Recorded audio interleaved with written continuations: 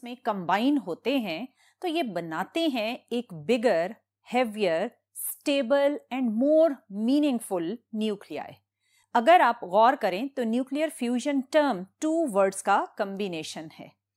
इनमें first word nuclear basically related है with nucleus और सेकंड फ्यूजन वर्ड रिलेटेड है with the combination of 2 or more lighter particles, and when these lighter particles combine they form a bigger, heavier, stable nuclei. So अगर आप nuclear fusion को define करें तो ये combined nuclear fusion term कुछ इस तरह से डिफाइन की जाएगी। Nuclear fusion is the process in which 2 lighter nuclei will fuse, या आप ये भी कह सकते हैं will combine, and they form a heavier nuclei which is more stable and more meaningful as compared to the lighter nuclei. So dear student, आपने देखा कि term nuclear fusion basically combination है lighter nuclei का। अगर ये lighter nuclei का combination है तो हम एक एग्जाम्पल के थ्रू देखते हैं कि जब 2 lighter nuclei फ्यूज होते हैं तो क्या होगा। आपने देखा कि हीलियम और ब्रिलियम 2 लाइटर न्यूक्लियाई मर्ज हुए और बना एक हेवियर न्यू न्यूक्लियाई। अगर आप इस हेवियर न्यू न्यूक्लियाई के मैस को ओरिजिनल हीलियम और ब्रिलियम कंबाइंड मैस से कंपेयर करें तो कंपैरिजन कुछ इस तरह से होगा। आपने देखा कि mass of new nuclei is less than the combined mass of lighter nuclei. ये मैस डिफरेंस बेसिकली कहलाता है मैस डिफेक्ट। अगर आपको याद हो तो हमने प्रीवियस जो लेक्चर्स मैस डिफेक्ट और बाइंडिंग एनर्जी से रिलेटेड स्टडी किए थे, उन लेक्चर्स में हमने ये डिस्कस किया था कि ये मैस डिफेक्ट बेसिकली कन्वर्ट हो जाता है एनर्जी में because of this Einstein energy mass equation. क्योंकि ये इक्वेशन ये कहती है कि energy can be converted into mass and mass can be converted into energy. So ये जो mass defect आया, ये mass defect basically इस equation में energy में convert हो जाता है। So इसका मतलब ये हुआ students कि जब fusion के process में lighter nuclei fuse होंगे तो आपको मिलेगी huge amount of energy। अगर आप इस फ्यूजन के प्रोसेस में रिलीज होने वाली एनर्जी को फिशन के प्रोसेस से लिंक करें तो न्यूक्लियर फ्यूजन के प्रोसेस की एनर्जी ग्रेटर होती है as compare to fission energy. आखिर ये फ्यूजन के प्रोसेस में रिलीज होने वाली एनर्जी क्यों ग्रेटर है, और जब आप इन लाइटर न्यूक्लियाई को फ्यूज करते हैं तो क्या इनका फ्यूजन का प्रोसेस बहुत ही सिंपल है? क्या आप सिंपली 2 न्यूक्लियाई को पकड़ेंगे और उन्हें आपस में मर्ज कर लेंगे? यही चीजें हम डिटेल में डिस्कस करेंगे। डियर स्टूडेंट, आप जानते हैं कि आपके किसी भी एटम का जो सेंट्रल पार्ट है वो न्यूक्लियस कहलाता है और इस न्यूक्लियस में मौजूद होते हैं proton and neutron. Neutron neutral होते हैं, सो इनको अगर आप for the time being ignore कर दें तो आपके पास एटम के सेंटर में सिर्फ एग्जिस्ट करेगा प्रोटॉन जिस पर चार्ज होता है पॉजिटिव। हम सिंपल केस लेते हैं और डिस्कस करते हैं जस्ट 2 प्रोटॉन्स को।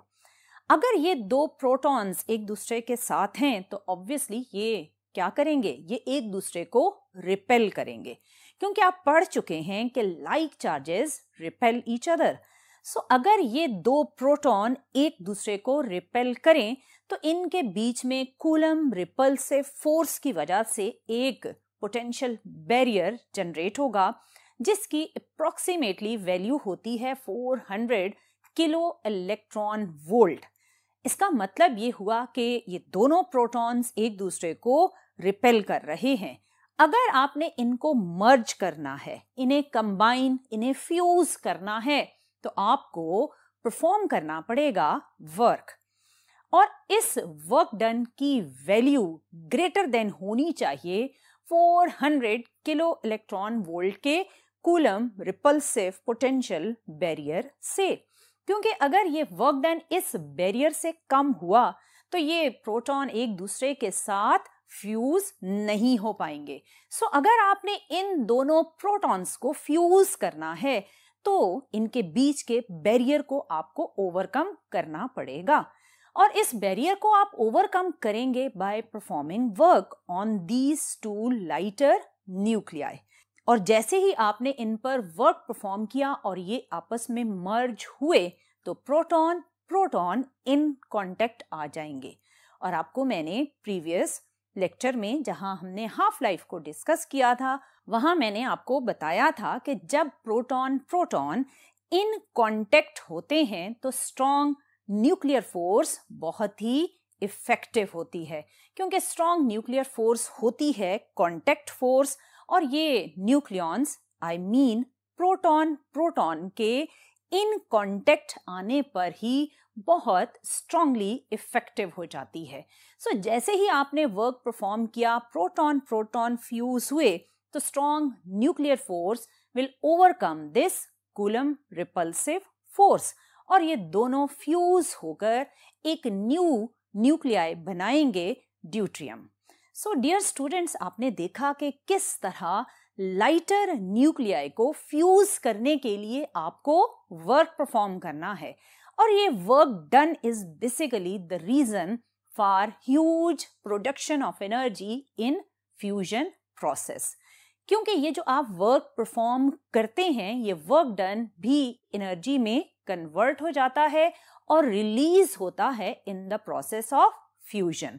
सो इस वर्क डन की वजह से एक huge amount of energy fusion process में ऐड होती है, और आपके पास फ्यूजन प्रोसेस एक ह्यूज एनर्जी प्रोडक्शन प्रोसेस बन जाता है। इन प्रोटॉन प्रोटॉन को फ्यूज करने के लिए या तो आप जनरेट करेंगे एक ह्यूज टेम्परेचर, या फिर आप जनरेट करेंगे एक ह्यूज प्रेशर। ये ह्यूज प्रेशर या ह्यूज टेम्परेचर इन दोनों पॉजिटिव न्यूक्लियाई को देगा काइनेटिक एनर्जी, क्योंकि आपने पढ़ा था कि kinetic energy is equal to half K T. यहां पर T stands for temperature. So अगर आप इसको प्रोपोर्शनैलिटी के अकॉर्डिंग देखें तो kinetic energy is proportional to temperature. So dear students, अगर आपने न्यूक्लियॉन्स को फ्यूज करना है तो आपको इन दो प्रोटॉन्स को फ्यूज करने के लिए जो रिक्वायर्ड एनर्जी है 400 किलो इलेक्ट्रॉन वोल्ट, वो एनर्जी गेन करनी है, और ये काइनेटिक एनर्जी वो गेन कर सकते हैं in the presence of temperature which is approximately 10 to power 9 kelvin. So इस ह्यूज टेम्परेचर की प्रेजेंस में जब ये दो positive protons kinetic energy gain कर लेंगे तो ये इस ह्यूज काइनेटिक एनर्जी के साथ मूव करते हुए जब फ्यूज होंगे तो ये एक new stable heavier nuclei construct करेंगे।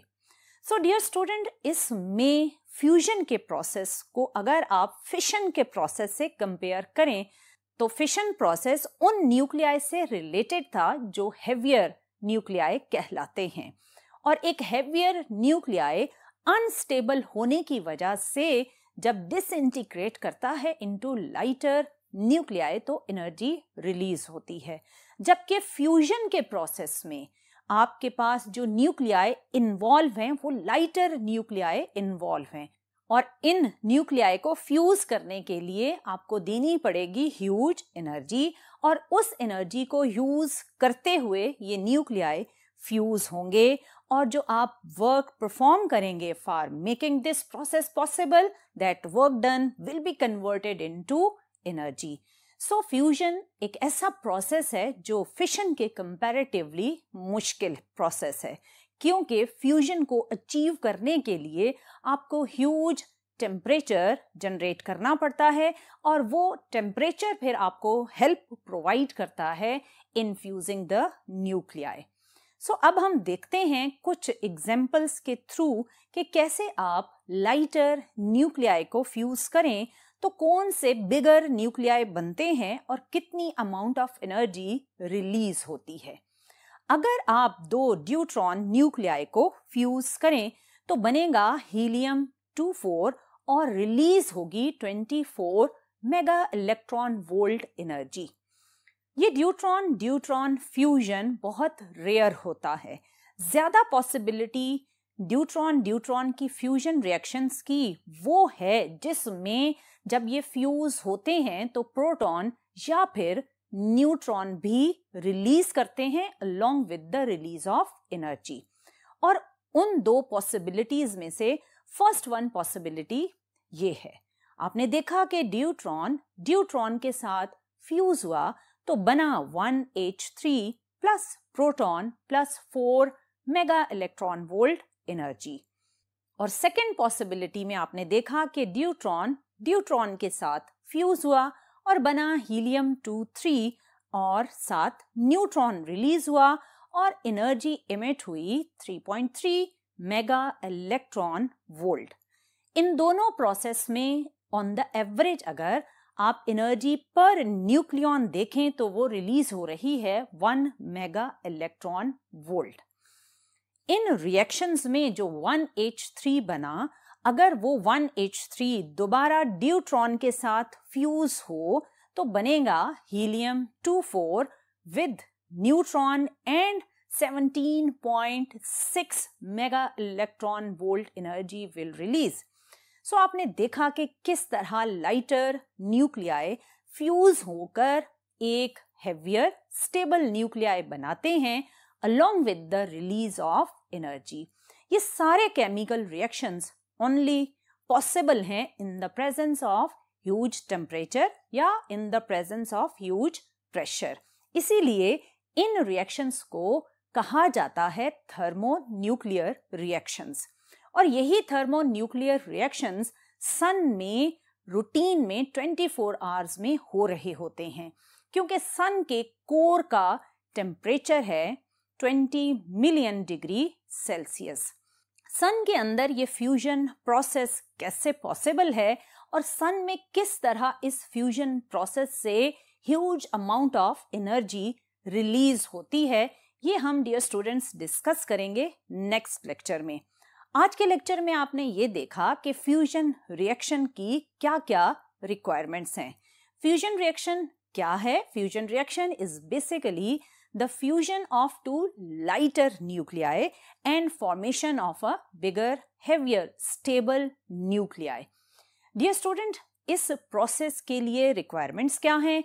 इस प्रोसेस की रिक्वायरमेंट ये है कि जब आपने लाइटर न्यूक्लियाई को फ्यूज करना है then you have to perform work, और इस वर्क को परफॉर्म करने के लिए आपको ह्यूज टेम्परेचर या ह्यूज प्रेशर की रिक्वायरमेंट होती है। सो इसीलिए फ्यूजन का प्रोसेस एक डिफिकल्ट प्रोसेस है, लेकिन अगर फ्यूजन रिएक्शन पॉसिबल हो जाए तो इसमें रिलीज होने वाली एनर्जी फिशन प्रोसेस में रिलीज होने वाली एनर्जी से बहुत ज्यादा होती है।